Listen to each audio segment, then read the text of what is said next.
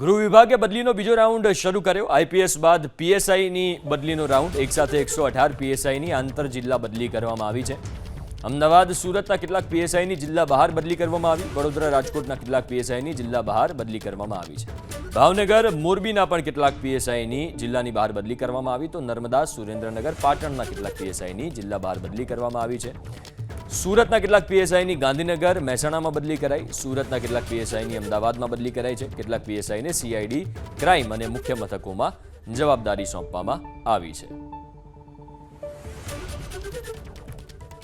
તો ગૃહ વિભાગે બદલીનો બીજો રાઉન્ડ શરૂ કર્યો છે। આઈપીએસ બાદ પીએસઆઈની બદલીનો રાઉન્ડ એક સાથે 118 પીએસઆઈની આંતર જિલ્લા બદલી કરવામાં આવી છે, જેમાં અલગ અલગ જિલ્લાઓમાંથી પીએસઆઈની બદલી કરવામાં આવી। અમદાવાદ સુરતના કેટલાક પીએસઆઈની બદલી કરાઈ છે। વડોદરા રાજકોટ ભાવનગર મોરબી નર્મદા સુરેન્દ્રનગર પાટણના કેટલાક પીએસઆઈની બદલી કરવામાં આવી છે।